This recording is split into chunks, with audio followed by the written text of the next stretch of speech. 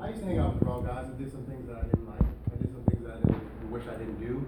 I did some things that I'm sorry for, and I got into some trouble, and I did time for that. I did time. I paid my fines, and I walked away from the situation. But I was 20 years old. At 21, I realized that wasn't the life that I wanted to live. You know, that's not who I wanted to be. I didn't want to be in the streets. I didn't want to have to look over my back. I didn't want to have to figure out how I'm going to feed my kids, by being in the streets. So I just wanted to be big. I wanted to go back to school. I wanted to get a trade. I wanted to, apply for the jobs that I knew I was qualified for. I wanted to, I wanted to make 50 grand. I wanted to make 60 grand a year. I wanted to take care of my family. I just wanted to do the right thing, But I soon realized that doing the right thing,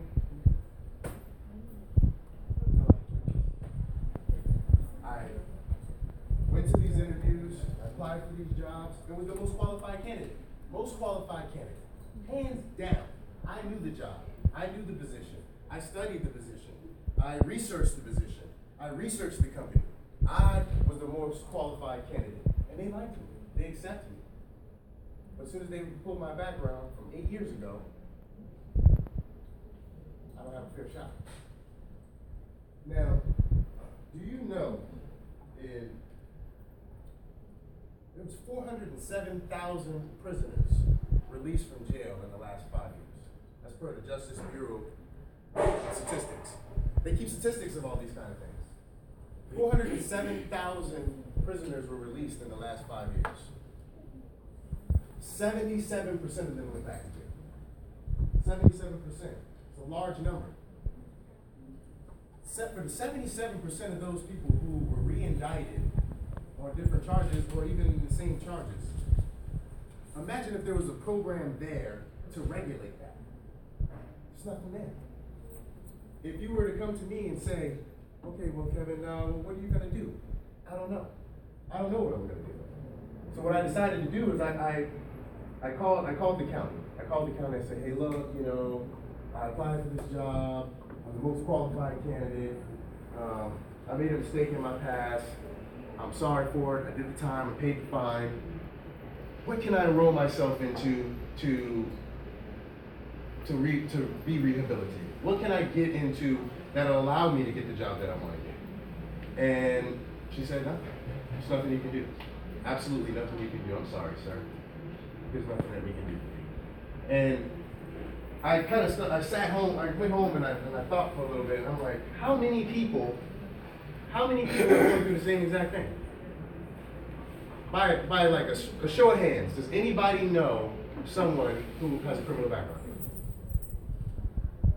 Now, keep your hands up if you know someone that has a criminal background but is a good person. 80%, 90% of the room.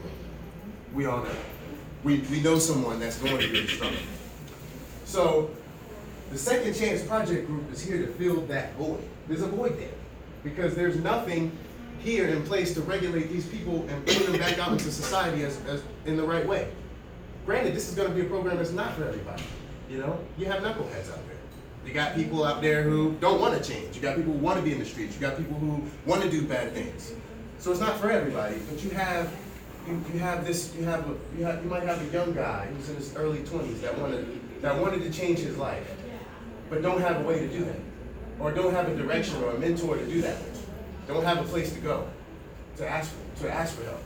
You might have this 45-year-old guy who has a 17 to 18-year-old kid who works a low-income job at a temp service because that's all he can get. That's all he qualified for. He'll never be able to make $50,000 a year because that $50,000 a year job, he has to do a background check. And guess what? They're going to do the background check, and 20 years ago, you had a felony, so we can't, our policies, we can't take it. Now, I can't tell a business owner, hey, you shouldn't be able to pull backgrounds. Because if I'm a business owner, I want to know who I'm hiring. I want to know what kind of person I'm getting. But if the Second Chance Project Group can identify these folks, out of the 407,000, let's just say 50% of them are eligible to enroll in this program. 50%. I'm just going to use 400,000 for easy math. So that means 200,000 are accepted into this program. We're talking nationwide. 200,000 people are enrolled into this program. Let's just say 50% of the 200,000 take advantage of the program, and better themselves. It's 100,000 people. Out of the 100,000 people, let's say 10% of them are people that can change America in some way. It's 10,000 people we're missing. It's 10,000 people that we're missing in this world that could do something for each and every one of us in some way. We're missing these folks. And with the Second Chance Project, it's something that needs to be had because it's something that's being overlooked. It's overlooked by our system. It's overlooked by our own community. It's overlooked by ourselves. We're talking about a lot of stuff now. We're talking about Ferguson. We're talking about how people are being treated, against cops. And we're talking about all these other things, but we're not talking about what's really contributing to the crime rate. What's the real thing that's contributing to the crime rate is not having no opportunities. If I'm selling drugs and I'm used to making $10,000 a week, and you're telling me that I gotta settle to make $7.25 an hour because I can't do anything else, what do you think I'm gonna do? I'm not gonna make that decision based off of just because I wanna sell drugs, but I'm gonna do it because I gotta feed my kid, or I gotta do this, or this. I wanna buy a house. I wanna live too. I wanna be able to rent a house. I wanna be able to work for Google.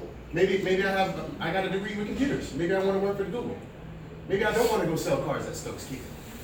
But you know what? For the last 7 to 8 years, I had to settle. I had to work for the low-income temp jobs. I had to work for $77.25 an hour in Daniel Island. I made $200 a week. $200 a week. And I had to give my dad $100 for gas. So I have to pay my cell phone bill. I had to do that. I had to work at the call centers that wouldn't do a background check. I had to just settle, and life is not about settling, especially when you're a person with aspirations, a person that wants to do something big, a person that wants to do something great in life, a person that knows that you got a lot more to offer to society than to be at the bottom floor. But since subconsciously, as kids and as growing up, we're not put in our mind to be entrepreneurs. We rely on our system. We rely on our job market. Oh, go ahead. And when we do that, success for us is limited. I'm capped. I made a mistake. I'm sorry.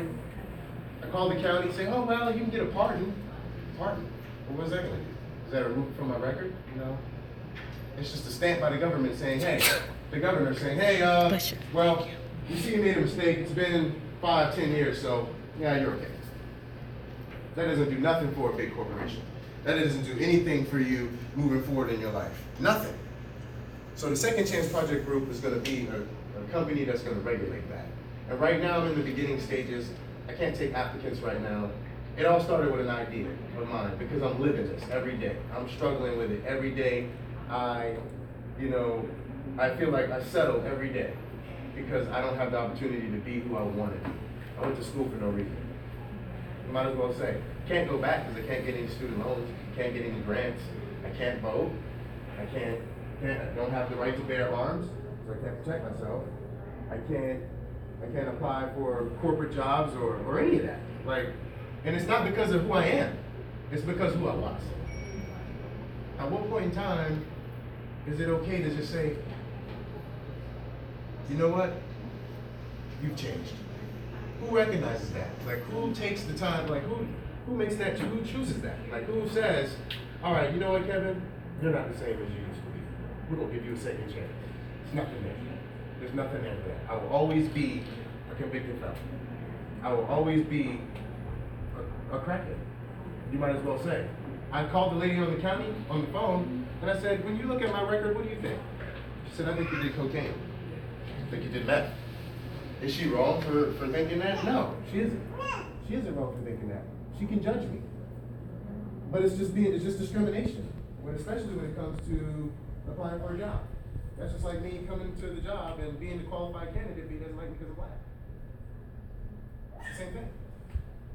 Because I could be just as qualified as you, and we could be going for the same job, but you're gonna get it.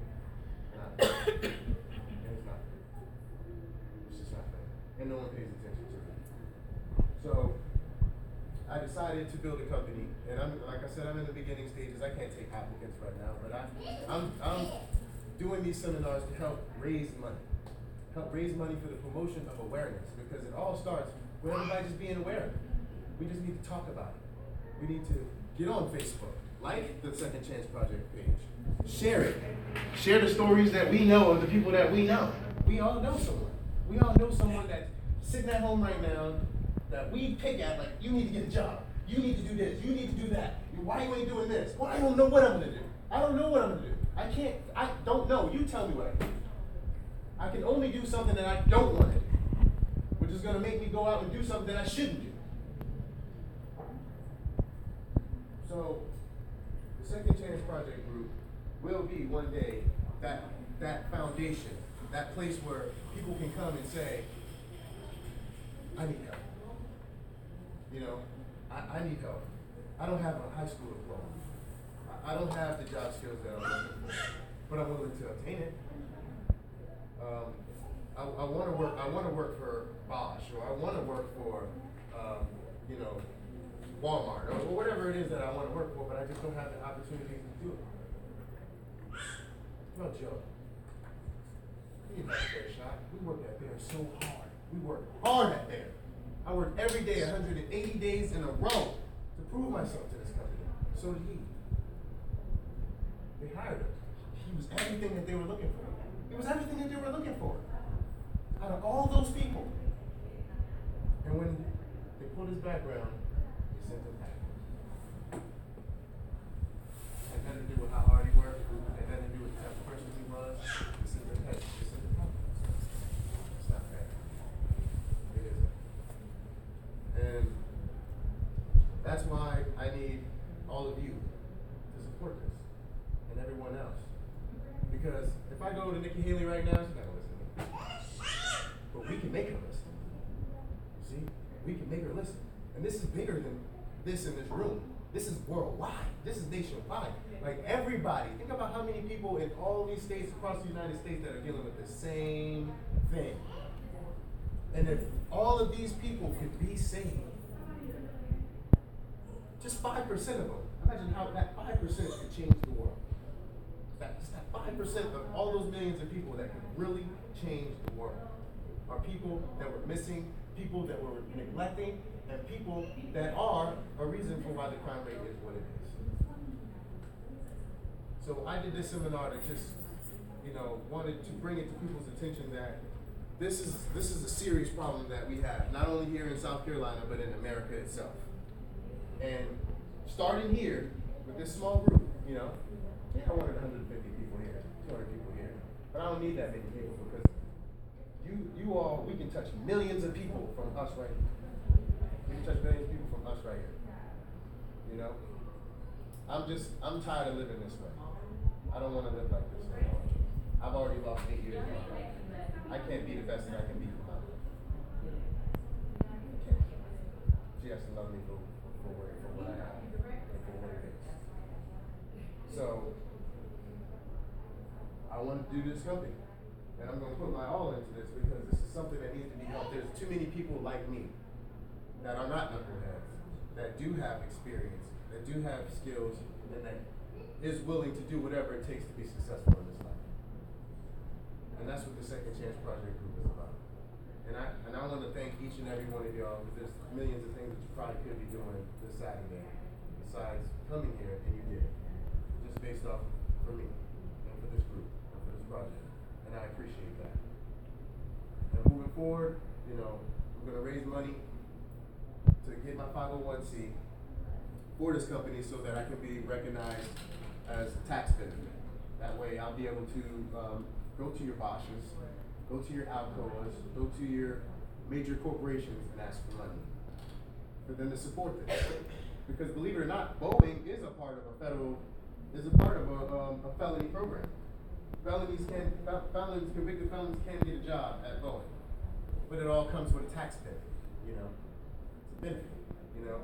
It's not really a real second chance. The programs that they have out there for prisoners transitioning into society is not a real second chance, because they're teaming up with employers and they're saying, hey, look, you can work here, here, here, here, here. It's not a real second chance because you're telling them where they can work. You're not giving them the opportunity to be free. I'm still locked up. Just put me back behind bars. I'm still locked up because I can't do what I want to do. I cannot do what I want to do. You might as well lock me back up. If you're going to set me free, then set me free. If you're going to lock me up, then let that be known. Let that be known that when you make this mistake, we're going to lock you up. You're going to pay your fine, we're going to let you out, and then we're going to keep you locked up. You can always be here. You can never get back over on this side again. It's not fair. What about my kids? They're going to see how I'm living. They're going to see how I'm living. They're going to see the opportunities that I have. They're going to see the struggles that I'm going through. They're going to see the amount of money that I make, just based off of their lifestyles. If I can't create a real lifestyle for them, they're going to come up accustomed to a lifestyle that I provided for them. It is what it is.